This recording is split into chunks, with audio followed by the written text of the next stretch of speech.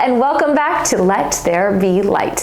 Another Tuesday, another episode, and this one is really, really, really special to me. So I am a graduate of Purdue University, and I recently returned to campus for the 2025 Rising Professionals program, and it was such a neat time to be able to connect with students and former professors and just see really what Purdue's like today. And that includes visiting my previous parish, St. Thomas. So I absolutely loved my time at Purdue, specifically because of St. Thomas. It was just the rock for me in my Purdue journey, and having it right there, right near campus. I remember walking there late nights, early mornings, middle of the day, because college is complicated and confusing, and it can be hard at times, just like learning to be on your own. And it was St. Thomas that really kept me grounded through all of that, and just the wonderful parish and the community there. So,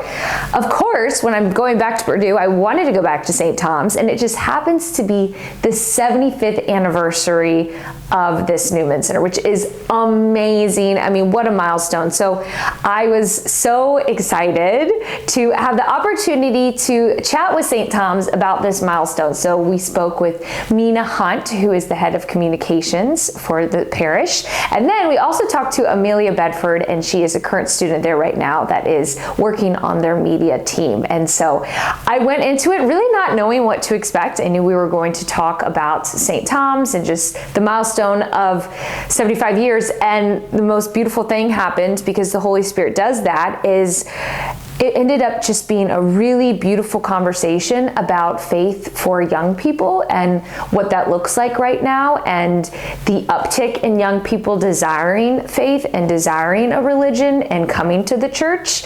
I would say this episode is great if you are a young person. I found a lot of it I could certainly take away. But also, if you're someone who's maybe a little bit worried about the future of the church, and I know whenever I go to daily mass, a lot of the older parishioners will come up to me and just talk about how hopeful it is for them to see me there. And this is one of those episodes that I think a lot of people will enjoy, because I'm talking to these young individuals who are so on fire for their faith, and hearing about their peers and their classmates and the campus who's just coming alive for Christ. It's really a cool thing to be a witness to and to hear their testimonies. So I think that's what I loved the most about this episode, was just really chatting about the mental health crisis, about faith for young people, what that looks like, what we can do, and even just their advice. I left feeling very inspired. I mean, they are really just such wonderful individuals. So it was such a gift to have a little bit of their time and to celebrate 75 years of St. Thomas. What a privilege it is, and what an honor it is to be able to do that, because again, that place just has and does mean so much to me. So even if you're an IU fan, I promise you, you're going to enjoy this episode. Please enjoy, my friends from St. Thomas. I'm Mary Coltwriter. Welcome to Let There Be Light. Finding beauty in the broken starts right now. Let's get ready. Let's get ready to shine. Let's get ready. Move yourself all through the night. Okay, so first, I just need to say this. I cried a lot at this church. For those who don't know, we're at St. Thomas at Purdue University. I have many memories, but a good cry. I mean, there's so many amazing things that happen at a church on a college campus. Have you cried? I have a few times. Yeah. Have you cried here? Yes, I can totally agree. I mean, it's such a special place. And so we're here at St. Thomas, and what we're really talking about is 75 years. And we ran into Father Patrick. You might remember, he was here for a long, long time. He is a friend of the podcast, and he was saying this is one of the oldest Newman centers in the United States. Wow. Is this true? Can we fact check this? Do we just believe him? I believe him. I believe him. Yeah. we can Google if you want. Okay. So I have my dear friends here, Amelia and Mina, and why don't we just first start with, can we talk a little bit about 75 years? What are you all doing for it? I know there's a lot planned. There is a lot planned. Like, I'm sure you remember from your days here, Mary, but there's always like a million things that are going on. And then you add this giant celebration that's only happening, you know, because of the 75th. And it's like, there's a million things happening. And we've kind of had this year of celebrations planned. And, you know, we kicked it off with a music ministry in July. And we're actually coming up on the 25th anniversary of the Dominicans being here in November. So we're celebrating that like next weekend, I think. And yeah, we're heading towards April 9th, 2026 is our official Founders Day celebration, 75 years of St. Tom's. And then we're having a dinner over at the Purdue Memorial Union, just a great big old party to celebrate the impact, the legacy, trying to bring in a lot of alum. Yeah, and it's just going to be a big celebration of what St. Tom's has meant to so many people. So a lot of big events going on, and they're going to have a sock hop too for a lot of the students, because there's a lot of swing dancing that goes on here. So they're they're bringing the student community into it as well. So yeah, just a giant party to celebrate everything that this place has been to so many different people. Yeah, well, and rightfully so, because as I mentioned, I mean, this place was that space that I could always come to, and the doors were always open, which is what I think has been really special about that, because you get to other places and you realize those church doors aren't always open, and they're not always so close. I mean, you could just walk right on over here. How ideal is that? Mm-hmm. It's remarkable. So when it comes to celebrating 75 years, you know, of course there's going to be a big party and this and that, but I'd love to hear you both kind of just touch on what it means for you to be a part of something that's been going on for so long. Yeah, I think for me, St. Tom's has been a big community builder in my life. Not only like my communion with my faith, but I've met all of my now roommates here at St. Tom's. I've met my boyfriend now at St. Tom's, and I'm a part of so many different ministries, the media team being the newest one, that have like grown me professionally, but also grown my faith life. And so knowing that for the past 75 years, so many other people have been impacted and affected in like so many different ways by this community, it's really inspiring to know that there are so many unique stories that come out of here. Like we have our vocations wall showing all the different priests and religious sisters who have come from St. Tom's, but also just the people that you meet in the basement doing your homework, the people that you see in line for confession, and knowing that you're all part of the same community working towards the same goal to get to heaven. And it's just a lot of support that you feel, I think. Oh, I love that. Yeah, I mean, I agree with what Amelia just said, and just the same thing happened for me during college of, you know, finding my place here at St. Tom's through mission trips and through Boiler Awakening, and then taking that to another level and meeting people and finding this community. I met my now husband through Boiler Catholics, and we were just married here at St. Tom's this past June. So it's like, this is a place that's going to be in a lot of our life memories. And of course, we both currently work here. So right now it is our life. And his parents were actually married here at St. Tom's as well. Wow. So just kind of thinking about the legacy of families and people who have had their older siblings go here, so they go here. For me personally, I'm the oldest of 6 girls, and obviously I just graduated this past spring, but I have 2 of my sisters who are now in college here, and they hang around St. Tom's as well. So just seeing kind of the legacy and just how different members of our family have participated in the church over the years continues to be a connection. So I just think, really, when you think about it, there's not a way to concisely describe how much it's meant to me and to my husband, because it's like, this in a way has formed us into the people that we are. So it's kind of the foundation upon which we're going to build our family for years to come. So, No kidding. And I love that you mentioned that family element, because my parents went here, my brother went here, my cousins have gone here, and it is that same idea.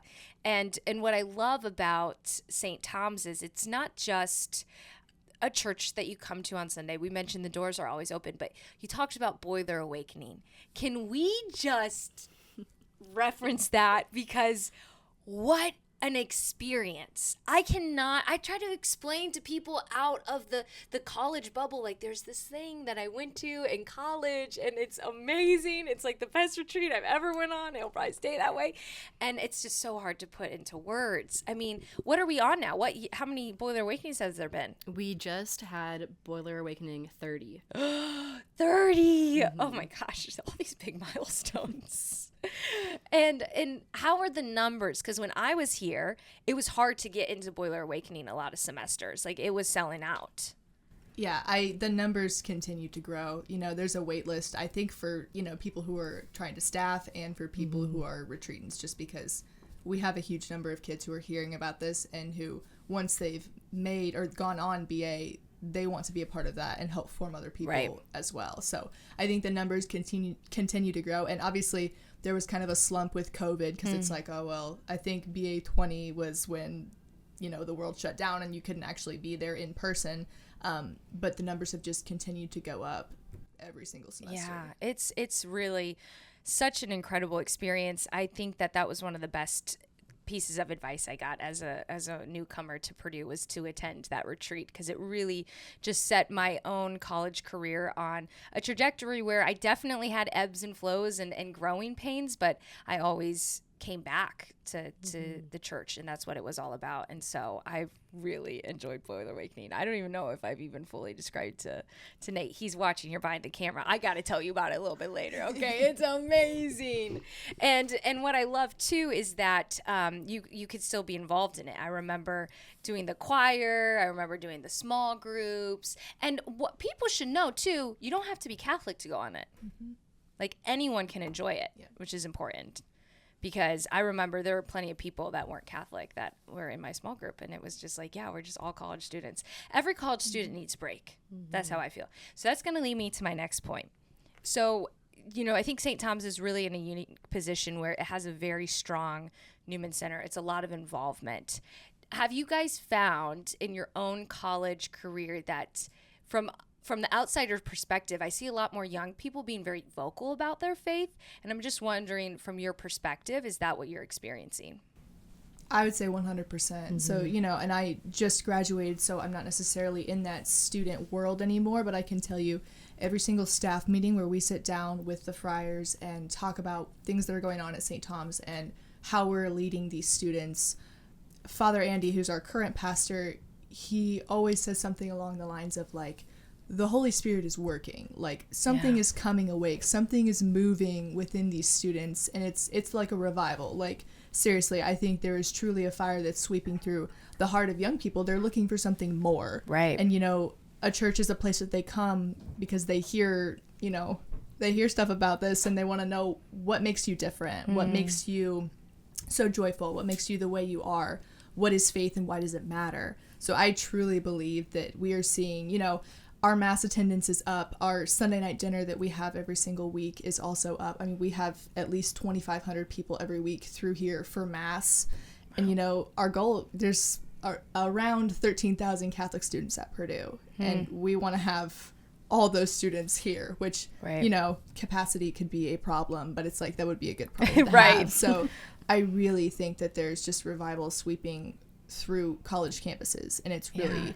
it's really cool to get to be kind of on the front lines of that. Right. Yeah, I want to touch on something you said. You said that people are searching for something more, and I think that's something really important to highlight. I think a lot of us have grown up with COVID being like an isolating factor in our lives, and you work in news, you know, a lot of the times it's negative headline, negative headline, negative headline. And with so much isolation and negativity that can be going on in the world around us, there's a lot of ways to feel unstable in life. And for us, we have our faith to fall back upon when the world is so shaky. And I think a lot of young people are realizing that they want that stability. They want that hope. They want something that they can cling to when all else fails. And I believe that like our faith is that rock that we can build upon. Like you mentioned it within your family life, building your family upon this faith that you have.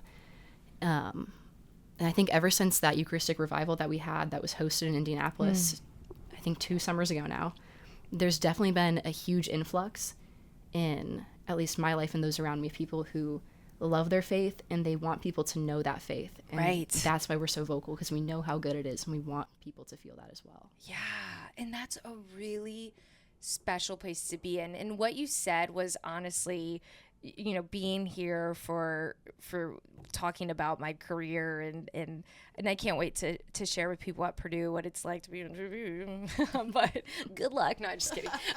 No, it's fun.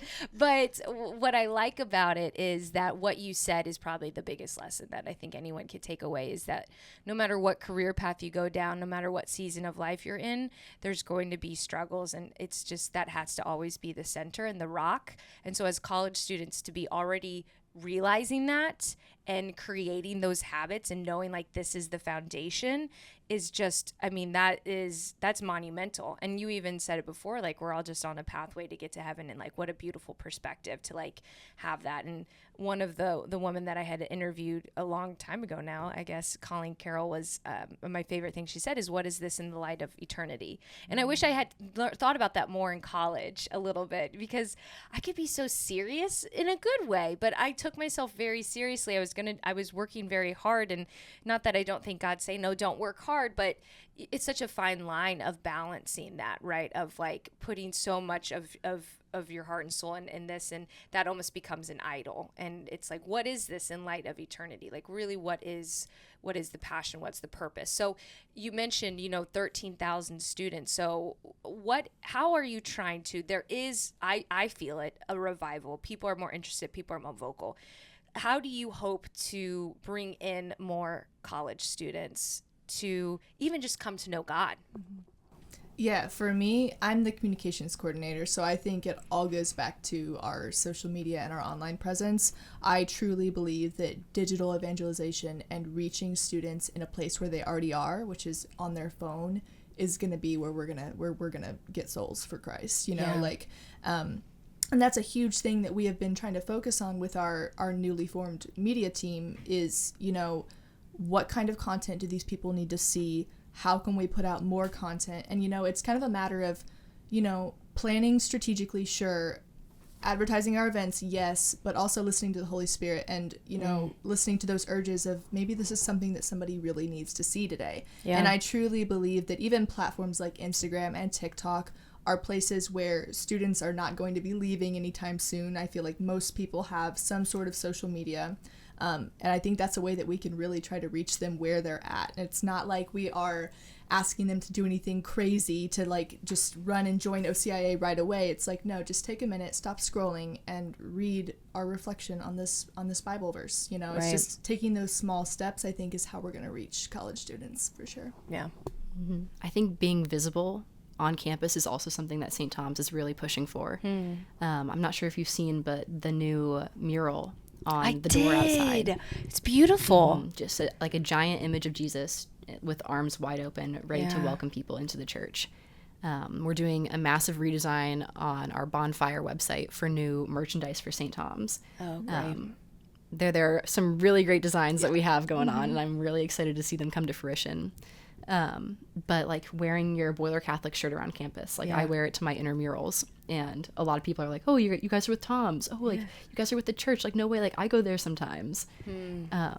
And so being able to like outwardly show this inward faith that you have, I think is really important, because it's not always by what we say, but it's with what we do. Like an action does really speak louder than words. Yeah.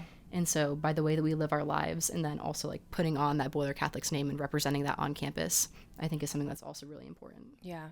And I love about what both of you are saying is really meeting the people where they are. And I have to remind myself that, and, we talk about it, Nate and I do all the time, about when you think about evangelization, sometimes it can be like a lot of pressure. And it's like, actually, like, we always say like God's, he's just asking you to be the instrument.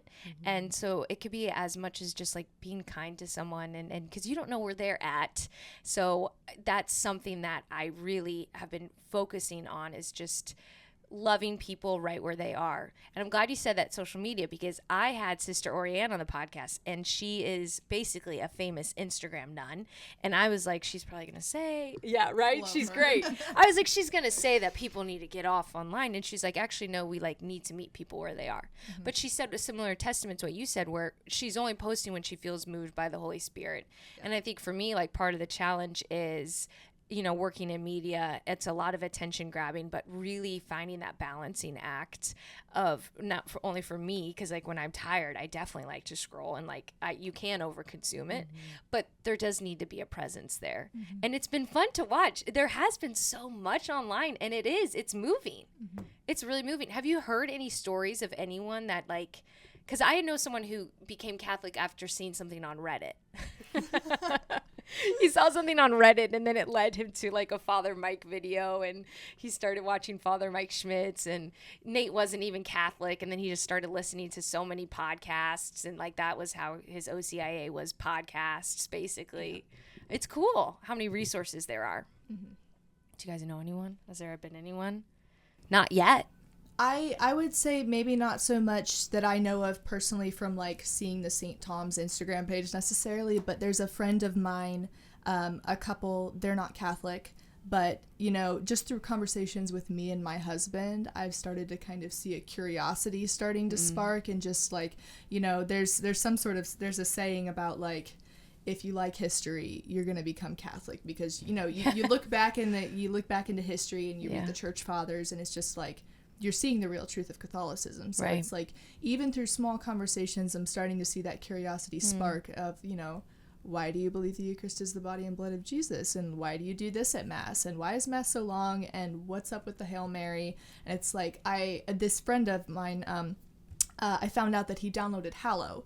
So it's just like, little mediums like that, I think really have the potential to even just spark that curiosity, and you don't know where that's going to lead, whether it's weeks from now, months from now, or years from now, you know. So Yeah, I don't think I have any personal stories of that, but I was working with EWTN over the summer in their DC location, and I think a lot of the people that I worked with, they had a lot of experiences with their friends, and knowing them and knowing their line of work, would check out the podcasts and the different like shows that they would put out, whether that's like News Nightly or News in Depth, getting both their information about world events going on, but through the lens of faith.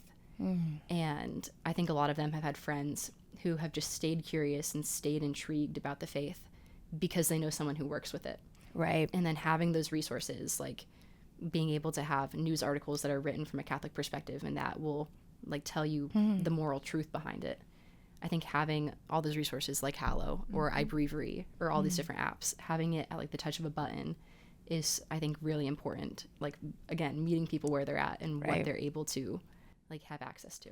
Yeah, it's a really, it's you know, everyone is kind of on edge because there's so much coming, and it's coming so quick, and then with AI, but I'm a firm believer that God, he does make good, and that I think we'll be able to find the good, and there's so many fruits that you could see. So even with all of maybe the struggles that come with it, certainly some fruits. But speaking of struggles, from your perspective for young people right now, like what's kind of the biggest, maybe one of the biggest obstacles? Because I felt that the narrative in the news realm that I'm in has been a lot about like mental health, like the kids aren't doing well. And so I'm just curious kind of what you're seeing. Yeah, for me, my personal experience is with somebody who struggles with anxiety and OCD. I've found enormous peace in prayer and seeking a Catholic therapist and spiritual direction, even from our own Dominicans here when I was a student. So I would 1000% agree that mental health is a huge issue, especially among college students right now. And just kind of where I see from my own experience that getting worse is like what you were saying, the overconsumption. And when it's late at night and you're scrolling and you can't seem to stop. And I've been there, like everybody else has been there, right? And just like you're doom scrolling and you can't stop. But for me, it just feels like God is granting me a little bit more of a knowledge that my time is valuable, because he gave me this time to do something for him. Right. So why am I flicking through YouTube shorts, Yeah. watching something that's like, this is meaningless Right. in regards to eternity and your soul, and there's no meaning there. So I think overconsumption of content that really does not have meaning for your eternal soul is something that just kind of makes me feel like my identity slips away, if that makes sense. It's like, what am I actually doing? Like, am I Right. sitting here scrolling because I'm searching for something, or what am I doing with my time? So I think just the overconsumption and really focusing on what you're consuming and when you're consuming it, and, you know, balancing that in the rhythm of your day as something that has really helped my mental health. So I really see that as, you know, the mental health right now is kind of a battlefield for everybody in Right. some way, shape, or form, with the amount of information that we are presented with, and just the way that the devil tries to attack us through those mediums, wherever those might be. So I think just, you know, trusting in God and putting those personal boundaries in place and finding out what works for me has been something that's been incredibly helpful. But I do agree 100% that mental health is a huge crisis right now for young people, and I'm sure college students in general. Yeah. Yeah, I think diving more into that comparison, I think, is something that a lot of people struggle with, myself included. And I think that social media is a really big source of that. You are constantly looking at people who are giving their best foot forward at all times, Right. who are curating these personas and personalities that show you only the good. And there are so many people like at easy access to compare yourself to. Like, do you look as good as them? Do you have as many followers as them? Are people interacting with your content as much as theirs are? And I think we can lose sight of like what we should really be setting our eyes upon.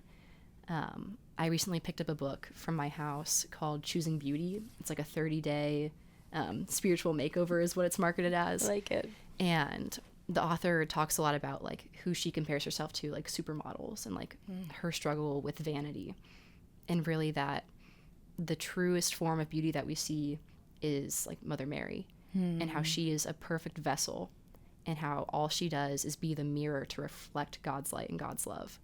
And so I think that's been a really great perspective change, because I have definitely struggled with the comparison that comes with overconsumption and looking at those more shallow sides of social media. Yeah.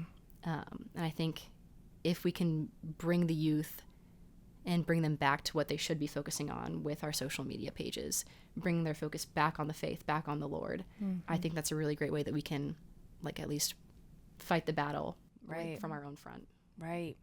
It's so interesting because I'm a little bit far removed from college now, not crazy far, but I felt that those were both of those.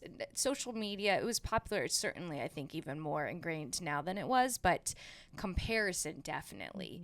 And I feel that that's probably one of those things, especially as women, I want to say is really just like a common I haven't read it yet, but I want to read Emily Wilson's book that's about this. Have you read it? It's on my wish list. It's on my I've heard it's list. so good. Sincerely Stoneheart. Yes, Sincerely Stoneheart, and she's posted some excerpts, and I love when I get to read them, because it's clear to me that like, oh, every woman is thinking the same. We are all literally being like whispered those same lies about our beauty, about comparison. And I think like when I was in college, it was about friends, it was about boyfriends, and where I was going with my life. And then you graduate and it's like, you're not married yet, you don't have this job yet, you're in this town yet, you clearly don't have friends in your new city, like, and it's just, oh my gosh, this is exhausting. And I feel that when we're scrolling, sometimes we can unconsciously do it too, I have found, where it's like you might be thinking, oh, I'm not comparing myself to, but it's like, oh no, because like you put the phone down and you're like, okay, I feel terrible. So it's hard. But I love what you're saying to me, like, especially with that book, and I'm going to have to open it up and read it, is that when I think about people who are truly beautiful and that I really just like leave, it's never about really what they look like or what they're showing. It's always about like an interaction with them. And you're like, wow, like they're just such a light. And like, you just want to be around that.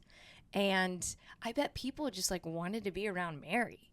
Like, could you imagine that? Honestly, think about it. When she'd walk in a room, I feel like I'd just be like, oh man, I feel really at peace all of a sudden. I mean, she quite literally, especially when she's praying, I mean, she's literally bringing you Jesus, like very directly, which I think is a cool perspective. But yeah, do you find that, because it's something that like we kind of talk about in the young adult community in St. Louis, that there are typically a little bit more women that are coming to the church. Is that here, would you say that it's more women are coming to St. Tom's than men? Is it pretty equal?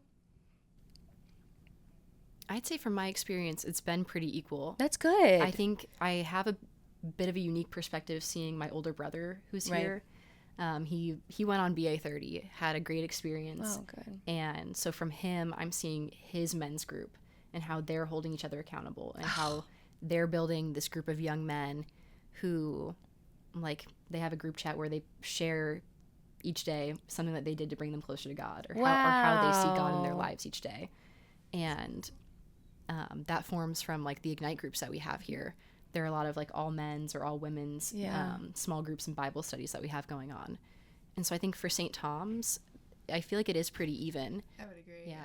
That's really good, because usually we find women, and the truth is, I do think that the young men, because we're sitting here, we're talking about like, oh, it's comparison and it's hard, but I think that there's men are going through a lot right now too in today's world of just like that isolation, and there's a little bit more talk about it, and especially about the mental health of men, but I certainly hope that trajectory continues. So that's really uplifting to hear. Do you find that, because I'm glad that you said that about your brother and in the friend group, and I feel that that's something I didn't realize the importance of until after I had left St. Tom's, was like having people that are those friends that like encourage you to get closer to God and like are accountable, and like those people that you could really share things with are so important and like so life-giving. Have you felt that you've been able to find that at Purdue? It sounds like a pretty open, St. Thomas sounds like it's doing a pretty good job at creating those environments. Yeah, I think it pretty perfectly cultures the environment where you can find those people. So for me personally, I kind of found a group like that when I went on a mission trip with St. Tom's for the first time to South Carolina, and I ended up going on 2 more mission trips both to South Carolina, and just the community that forms among people when you're, pounding nails in on a roof for a week is crazy. But then that kind of community doesn't just stop because you went through this bonding experience and this mission trip. That kind of community is happening every day here at St. Tom's, just because you're going to mass together, you're holding each other accountable, like you said, Amelia, and you need people to tell you when you mess up, or you need people to give you advice and you're like, I don't know what to do next, I'm at a loss. Right. And whether that's you going to your friends or stopping by one of the friars' offices, I mean that's such a valuable thing to have here. And I've graduated, so a lot of my friends are kind of scattered around, but when we all come back together and hang out, it's just such a blessing to see how our faith is still connecting us. And like, you just know you're going to be friends forever with these people, because the thing that holds you together is your faith, and that's never going to go away. Yeah, I think for me, I found that community within my roommates. All of us are Catholic women who go to Tom's. But specifically, one of my roommates and I have started a women's group where we cover JP2's Feminine Genius. Oh, And we use the focus track I love that they that. provide. Amazing. And it's been really great seeing the girls that like we all know individually. Like, so some of them go to Tom, some of them don't really. Some are in Greek life, some are not. And seeing all these different perspectives that we all bring to the table, and then recognizing like our dignity and our unique role as women, and being able to uplift each other, but also, like Mina, you said, holding people accountable. And like iron sharpens iron is the phrase often used, and like you are the 5 people that you surround yourself with. All of these phrases are so true, and I always like find myself feeling so fulfilled after those Bible study sessions. And yeah, I think female faithful friendships will always fulfill you. I know it's a lot of alliteration there, but yeah, I think St. Thomas does a really great job inviting people in and showing them that like you're not alone in your struggles, Right. and then giving you a community where you can go and like hear testimonials from other people. Yeah. And like see that community around you. Yeah. And I love that idea of reminding people they're not alone. Because even when we were driving into campus and I was saying like, and I meant it, like so much growth happened at Purdue. I actually felt like I had more of like an angsty teen phase in college than I did in high school. Like college, like, yeah, I really, really had to find myself and figure out. And I always had St. Tom's to come to as the rock. But I do look back and I wish that I had like more of that Bible study, more of that being super intentional with it beyond what I was doing. And so it's really beautiful to hear. I'm going to ask you guys both a little bit more personal because you both are very faith-filled women. Did you grow up this way? Did you find it for yourself in high school? Was it toward the beginning of college? I'd love to hear a little bit more about your faith journeys. So for me, I'm a cradle Catholic, and my parents, very strong Catholics. My mom actually converted to Catholicism when she met my dad at Purdue, so they were married in Lafayette over at the cathedral. So cradle Catholic, growing up in a very strong Catholic family. And I think I had that moment in college where a lot of kids might, where it's like, I chose this for myself. I wasn't, going to church anymore because that's what I thought I should do. It was because I wanted to fall in love with Jesus. And I knew I wasn't quite there yet, so I was still going through the motions and still trying to do all those things that I knew would lead me there. And then, boy, when that moment happened, it's like there's no going back. Right. And so through that, and then through discerning my vocation, and, there was very clearly a moment where the Lord said, like, you may not want to consider religious life, but you need to. So it was like, okay, well, I need to listen to him and figure this out. And then through that discernment, figured out that the Lord obviously did not intend for me to be a religious sister. And then, in the next couple of years, I met my husband. Yeah. So it's just, for me, it's such a beautiful example of how the Lord works through, the trust that you put in him. The more and more trust that I put in him, the more he showed me, like, I do have a plan for you. And I've got you, and you just need to sit back and kind of enjoy the ride. So, yeah. I love that you said that because sometimes discernment can seem so scary because it's like, and I had Sister Patricia, who is another fun nun on, and her story was very much like, I don't want to look at it. I don't want to look at it. What if I go in that direction? And she didn't look at it until it reminded her, like, God's going to use this discernment no matter what, that this is going to be formation for you no matter which path that you choose. So that's really something. Yeah, very similar to Mina. I also grew up a cradle Catholic, come from a big Catholic family, 8 siblings, so I had many role models around me, but I definitely hit that angsty phase in high school. And I feel like I saw whenever my relationship with my parents was struggling or lacking, that translated into my faith life incredibly. Yeah. Since my parents were the foundation of where I get my faith, I correlated religion with my parents. And so, like, if I was upset with my parents, now they're making me go to Sunday Mass. Yeah. Or my mom keeps bugging me about going on this retreat. Like, I wish she would just be quiet about it. And so the summer after my senior year of high school, I think that's when I chose the faith for my own. One of the associate pastors at Our Lady of Mount Carmel mentioned to me this program called the Truth and Beauty Project, where it's like a week and a half long course in Rome. Whoa. And it's like from all around the world, people ages 18 to 35, I believe. Yeah. And you just immerse yourself into the beauty of the Catholic faith in Rome and then learn the truth of the faith through that. Oh, cool. And so I graduated high school and then took a week and a half trip solo in Rome, meeting people from like Germany, Latvia, France, all on my own. And so I didn't have my parents to be the one telling me like, oh, you should go to adoration in your free time.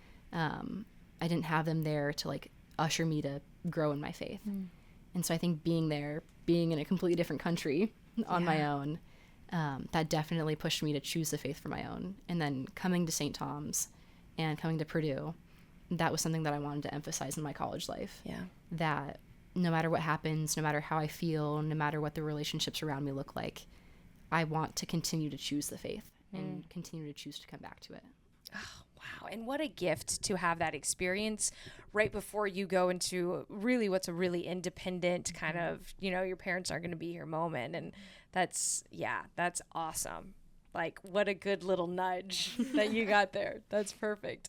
So just to kind of start landing the plane here, I'd love for you each to just share something on your heart, like almost just a little encouragement for those who might be listening, if they are in college, young adults, and they're just wrestling with God right now. If you could just from your own experience give them just a little tidbit about something that they could take away. Mm-hmm. For me, I recently gave a talk at our Theology on Tap series, just kind of, going back to that mental health struggle of my own and how I've gotten through that. And, the Bible says around 365 times, actually, be not afraid. I think it's extremely telling that that phrase is in there 365 times. So we should say that to ourselves every single day. The Lord is saying to us directly, be not afraid. When my grandpa passed away, there was a quote they found in his Bible, and it said, "Fear knocked, faith opened the door, but no one was there." So it's like, faced with fear, when we have that faith, when we have that hope, when we have that ultimate trust in God, that He's going to catch us no matter what, it chases that fear away. So I think no matter where people are at in their faith journey, if you're curious, if you are trying to get more involved and you don't know where to start, just that fear is not from God. It's different than the nerves you might get before you go in for the first time, but I'm talking about the kind of fear that can draw you away from the things that you're meant to be seeking. So, be not afraid. That's what God said to us, and we should say that to ourselves every single day. Yeah. Mm-hmm. I would say we just read the Canticle of Mary in our women's group. And so I think God calls the lowly, and He rejoices in humility. And so I think it's very easy for people on a college campus to reach for that internship, reach for that connection, reach for that coffee chat, reach for that other club, that new involvement, that new commitment. And so I think taking time to slow down and to live in the present moment. Don't always be planning for the future, because you don't need to worry about that. God has a plan for you. Yeah. And if you trust in His providence and you put your life into His hands, like, He will guide you and He will bring you to where you need to be. And I think realizing that while we have a plan for ourselves and that plan might be good, God's plan is great. Yeah. And it will always be what's best for us. And so I think that's something that I'm personally doing, trying not to plan my life ahead and miss out on the present moment, but rather take time to slow down and look at those around you and look at the relationships that are at hand and the events that are unfolding around you, and realize that you don't need to have it all. Right. And you don't need to have yourself completely together at every moment of every day. Right. Yes. And to just realize that there is a great amount, like a scary amount of trust that we need in our lives. Yeah. But if we have that trust, like, we know that God's plan will work out and that it will be the best for us. Yeah. It always comes back to trust and surrender, doesn't it? Yeah. And the older you get, the more you realize no one ever has it together. And it's just, sometimes I even still think about, like, my parents. I'm like, oh, and then they'll say something. I'm like, wait, you don't know what you're doing? Like, what is that supposed to mean? But I want to thank you both. And it's really something to see you here. And I remember when I was young, I could talk. There are numerous women that were older than me at Purdue who I looked up to. Maggie Godletsky was part of the reason I got involved at St. Tom's. MDM, who she would always make sure that when we had sorority recruitment, like on Sunday mornings, Father Patrick would do a 5:30 a.m. mass, and we'd be like, okay, MDM, here we go. And she was such a light. And watching her and Austin's relationship, they were just both such wonderful role models for me. And so I just encourage you both to keep doing that, because there's a young little Mary that's like looking up at you and watching over you, and you're leaving such an impact, just like those ladies left for me. And St. Tom's is in really good hands, because this is awesome. 75 years. Congratulations. Enjoy it all. Soak it up. and know that I will be praying for you all during this exciting year. And I'm just, wow. You guys have inspired me. and this has been a very life-giving conversation. So thank you so much. Yeah, likewise. Thank you. Thank you. Yay!